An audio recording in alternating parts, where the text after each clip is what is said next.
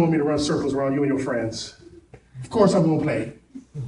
So I went, mind you, I haven't played in like years. So I'm going out there thinking that Twinkle Toes can run circles around these junior high kids. And I went out there and I didn't have the right shoes, nor that I had the shin guards and none of that. I went down with my regular basketball shorts, some Vans, and this is the Hawaii shirt that I always wear. All right. I went out there and we balled, man. And let me tell you something. I was in them kids' habit. I was doing those. Bend them like Beckham. I was breaking the kids flying all over the place because I was just stalling them out, breaking ankles, I hate to toot my own horn. And I remember this one time, right, I got the ball, we were in midfield, and one of the fathers, he kicked me the ball, and it was right there, and I said to him, and it was open field. And all I kept thinking in my head is, as long as I stay in front of everybody, I'll be all right. Right? Because as soon as you start seeing kids right next to you, you know you're in trouble.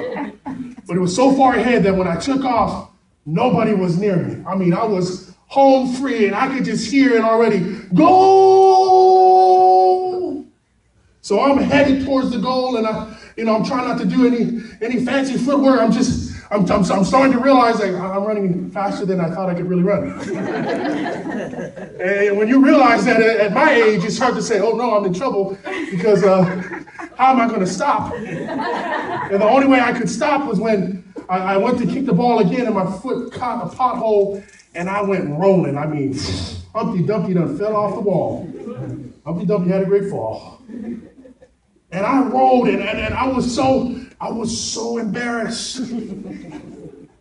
Because mind you, not only was my son and all his teammates there, but all the other parents were there. And here's this 280, 300-pound Samoan dude running down the rolling.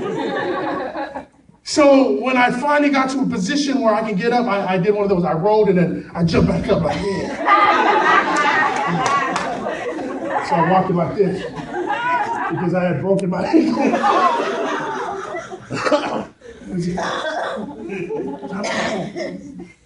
And my pride got the best of me to where I walked off the field and says, go ahead, And when I sat down, my ankle was, and it just blew up.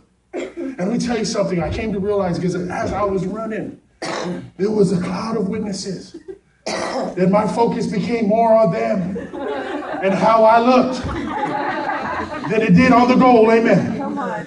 Because if I was really going for the goal, I would have been more careful, but I got caught up in how I looked when I was running this race. I got caught up in who was looking at me running this race. Because I tell you that when you're running this Christian race, it's not about how you look or what people think about you when you're running this race. It's so long as you keep your eyes fixed on Jesus. That even if you run and you fall, it'd be to the glory of God. That's why this text tells us this.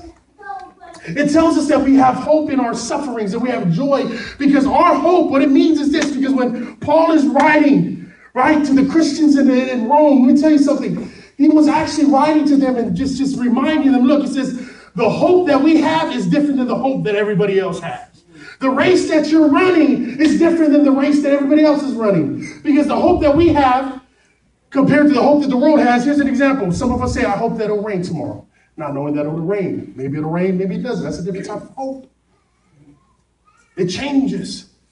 But the hope that we have in God, this consistent God, this God whose promises never change. We're not hoping that it will rain. We know that it will happen. We just don't know when.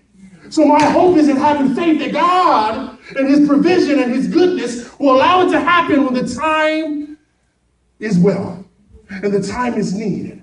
Not when I want it to happen, when God needs it to happen. And my hope is not if it'll happen. My hope is it's going to happen. That's right. That's why when we're talking about reclaiming the lost, let me say something. We get so caught up in us trying to invite people or us trying to witness to everybody else, and we say to ourselves, man, this ain't never going to happen. Let me tell you something. Put your hope in the Lord, because I bet you somebody was saying the same thing about you before you came to the Lord. Amen. Amen. Matter of fact, next time you get discouraged, go look in the mirror and ask yourself, how long did it take you to come to the Lord? It's not a matter of if. It's a matter of when.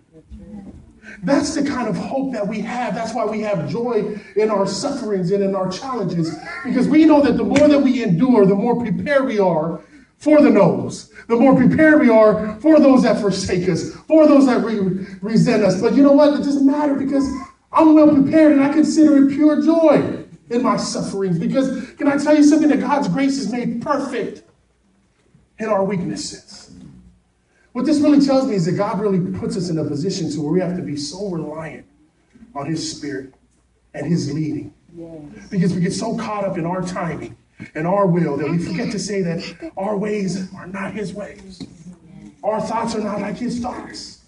And I tell you that God probably knows a lot more about life than you do, than I do. Amen.